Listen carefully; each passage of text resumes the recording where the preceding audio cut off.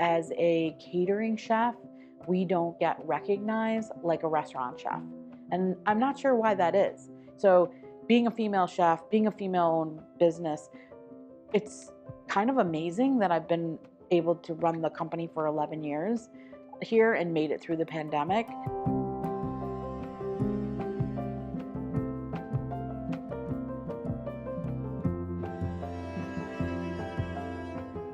I didn't know what I wanted to do, but I knew I liked to cook. My husband and I decided to open a little 18-seat cafe, and we called it the Santa Barbara Cafe because it was some of the recipes that we had brought from California. And what we did was we put the nutritional breakdowns on the menu. So back in 1995, we were like ahead of the game already. My husband's half Armenian, half Italian.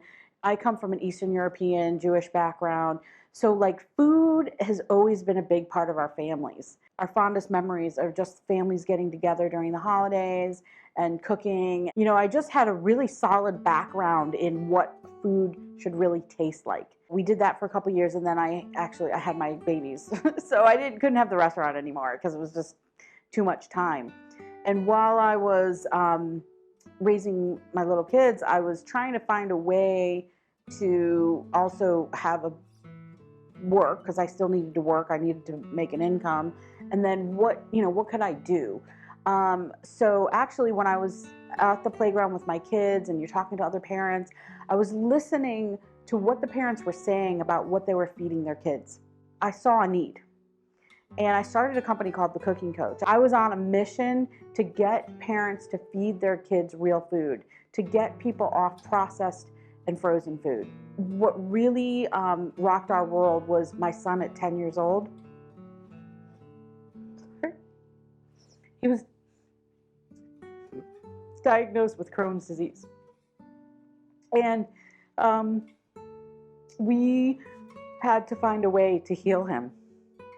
When we started going to regular conventional medicine doctors, you know, they really are trained in giving medication. What I read was that for long-term use of these drugs can cause other problems. And one of the things I think that resonated with me that I remembered is that my mom's brother passed away at 58 years old, and he had Crohn's disease, and his Crohn's disease developed into stomach cancer, and he died at 58 years old. We decided that we were going to go more of a holistic approach. And you know, we know that food feeds your soul. I did years and years in research on how food affects your body and how food affects the way you feel and how food does play a role in disease. Our food manufacturing companies have basically, I think, performed criminal acts by the food that they put on the shelves. When you walk into a grocery store, the amount of processed food is just overwhelming. So that journey of helping my son go on a gluten-free, sugar-free, dairy-free diet for 3 years was a very, we were committed. That whole experience of going through that has shaped, what I do today. I mean, I always was an advocate for people to eat better, partially because I saw what it did to my uncle at 58 years old. I feel like we're not just selling food, we're selling information. In my company, Zildjian Catering, we have 3 divisions to the company. We have our corporate catering and our social catering.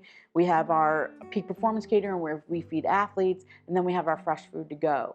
And so our vision, our way, our approach to food is a more mindful approach. It's not just about putting food on your table. And so by people supporting us, they're supporting local farmers, they're supporting a local business, because it goes full circle, because we want to work with vendors who care about the environment and care about what they're doing as much as we do. We want to make a difference in your life. Well, not only by what you eat, but how you think about what you're eating, because it is a whole mind-body connection. If we can help one person every day, then, we've done our job. I definitely have the passion for education. For me, I'm at a point where I want to get out of the day-to-day grind, and I have a bigger vision for going out there and actually educating people more. But running the catering company, I mean, it's crazy. Pre-COVID, we were like practically busting out of that space. And so it's different every day. It's definitely wears on your body. I work a lot of hours. I work every day. If I'm not in the kitchen, I'm doing paperwork, but I love it. And, it's what I do. The fact that we made it through the pandemic and we're still open shows how successful a business we run, and that we've been able to maintain the level of standards that we have I feel is successful. I feel like I'm successful now also because I have a very high moral high ground of the type of food and service that we provide. To me, I feel like I'm successful every day because I make a difference in someone's life. To me, that's success. I've never thought about success as from a financial standpoint, because that's just not who I am.